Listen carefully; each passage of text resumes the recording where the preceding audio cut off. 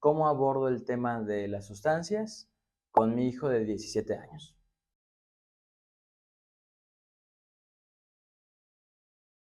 Las sustancias las podemos categorizar de muchas formas. Por ejemplo, una es legales e ilegales. Esta es una forma muy común. Sin embargo, yo no creo que sea la mejor de las formas en las que podemos pensarlas, porque a veces lo que ocurre es que pensamos que lo que es legal es menos peligroso. Y eso es una mentira, eso es un error si lo pensamos así. Pensamos, si es legal, no hace tanto daño, si es ilegal, eso sí es, sería cosa del diablo, eso es muy peligroso porque es ilegal. Pero no hay una relación necesariamente entre la legalidad y el daño potencial de una sustancia. Tampoco es cuestión de tenerles miedo, solamente no nos dejemos llevar por lo aparente. El alcohol es una sustancia que suele pensarse como una droga legal porque en este país es legal, no es legal en todo el mundo. Es una de las sustancias que más muertes causa, porque cuando se consume puede haber, por ejemplo, eventos viales. Sin embargo, como es legal, solemos pensar y se suelen decir cosas como, ay, dale poquito para que pruebe aquí, mejor que tome aquí en la casa a que ande tomando afuera. Pensarlo así, a mí me parece que es una forma bien intencionada, pero de buenas intenciones está empedrado el camino al infierno. Si lo pensamos así, entonces tendríamos que darle toda la lista de sustancias que hay en el mercado para que no las pruebe fuera, ¿no? Tendríamos que darle el alcohol, soda, perico, cristal, piedra y muchas otras. Muchas sustancias han sido legales a través del tiempo en muchos lugares y luego fueron ilegales. Algunas fueron legales y luego se convirtieron en ilegales y luego regresaron a ser legales. Ha pasado con el alcohol, ha pasado con la coca, y no me refiero a la bebida, ha pasado con la mota. Entonces es algo que constantemente ocurre. ¿Por qué? Porque las sustancias se entrelazan con los factores sociales, económicos y políticos, ¿sí? Entonces ese entrelazamiento hace que en algunas ocasiones la forma en la que las organizamos resulte peligrosa en tanto que nos da esa falsa sensación de inocuidad. Otra forma de categorizar las sustancias es en duras y blandas, ¿no? Las blandas son como, por ejemplo, el alcohol, la motita, ¿sí? Y las duras ya son como las que atraviesan procesos que suelen ser más artificiales, ¿sí? Cuya manufactura es más complicada. Por ejemplo, la piedra, ¿no? Esa ya es un gran ejemplo de una sustancia dura. Y esa ya es peligrosa y hay que tener cuidado. Me parece que ocurre lo mismo que con legales e ilegales. Es decir, nos genera una percepción falsa de seguridad. También hay que tomar en cuenta que algunas sustancias se les llama, desde la adictología, que es una sustancia puerta, ¿no? Es decir, que es una sustancia que permite ingresar al consumo de otras sustancias. Por ejemplo, si alguien fuma tabaco, ya sabiendo fumar, pues es más sencillo que fume otras cosas, como mota o cristal, por ejemplo. 17 años significa que no es legal en México que consuma sustancias como el alcohol. Aunque sí pasa, es raro que haya un tendero que no le vende una caguama a un joven de 17 años. A mí me parece que no pasa mucho. Bueno, es importante tener en cuenta que a los 17 años el sistema nervioso todavía no acaba de desarrollarse. Eso va a ocurrir más o menos a los 21 o 22 años, que es la edad de adultez en muchos otros países, ¿sí? El alcohol en un joven de 17 años, pues lo agarra tiernito. Como a los 17 años todavía no se acaba de desarrollar el sistema nervioso y estamos introduciendo una sustancia que afecta directamente el sistema nervioso, que eso es algo que ocurre con todas las sustancias que tienen esta posibilidad de hacernos sentir, percibir o pensar distinto, pues hay un mayor riesgo de que el daño, que siempre se divide en dos, en daño reversible e irreversible, hay un mayor riesgo de que sea más el daño irreversible. ¿Por qué? Porque todavía no se acaba de formar. Entonces, si introducimos un elemento ahí en un proceso de formación, es más sencillo que ese elemento impacte a mediano y largo plazo. A los 17 años muy probablemente esté asistiendo a la escuela y si no, pues es una gran opción. Eso hay que vincularlo con las sustancias.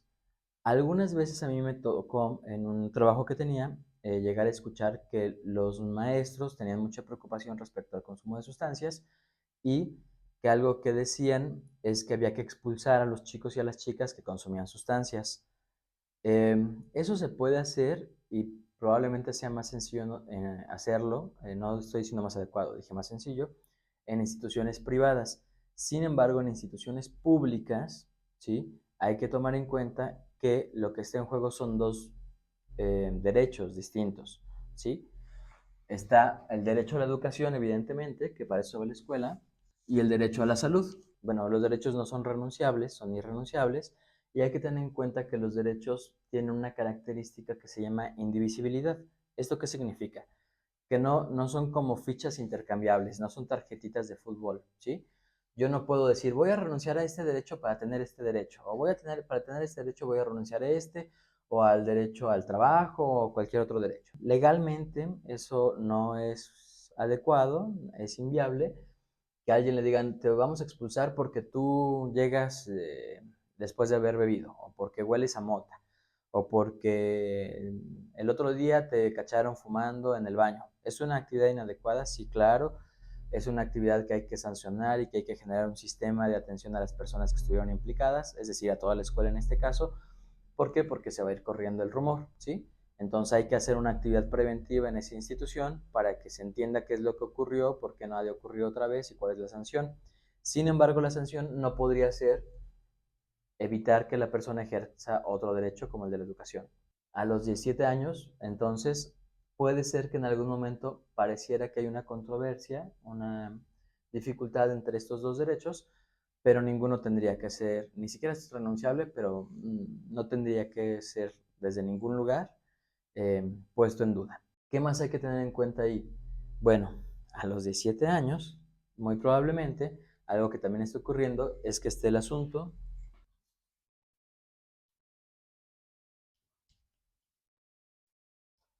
Entonces, hay que tener en cuenta que las sustancias, aunque muchas veces se consumen con la intención de favorecer el desempeño en la cama o de estimular que se llegue a la cama, pues se llevan mal en general con el desempeño, ¿sí? ¿Por qué?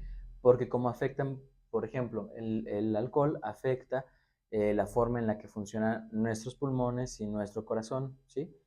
Y en el caso de los varones, que estamos pensando en un varón acá, afecta la posibilidad que tiene el miembro de estar en disposición de un encuentro. Aunque al principio pueda parecer que funcionan más, ¿sí?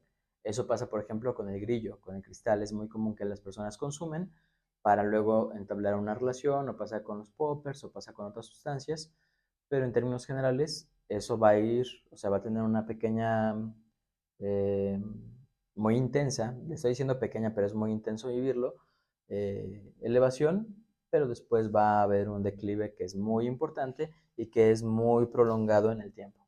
Eso hay que tenerlo en cuenta. Todas las sustancias implican riesgo, ¿sí? Las cosas pueden salir mal con cualquier sustancia. ¿Por qué? Porque hay antecedentes psiquiátricos.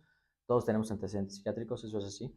Todos tenemos antecedentes psiquiátricos y algunas sustancias pueden no hacer que aparezcan, o más bien, sí hacer que aparezcan algunas enfermedades que ya estaban ahí, ¿sí? Es decir, a lo mejor alguien ya tenía algunos elementos como para psicotizarse o para tener un brote o para tener algo parecido a una esquizofrenia temporal, y el consumo de sustancias hace que eso aparezca, ¿sí? Es como sacar un conejo del sombrero, evidentemente el conejo ya estaba allá adentro, pero hacemos que aparezca. Plantea este asunto del consumo de sustancias como algo que ocurre, como algo que siempre va a estar ahí disponible, como algo que no es que hayamos de satanizar o que hayamos de eh, colocar en un lugar como de vicio, de que la gente que lo hace es mala, y sí hacer mucho el énfasis en que implica un riesgo, ¿sí? Es un muchacho que ya está tomando decisiones y este es un campo más en el cual él ha de decidir. Cuídate, importas.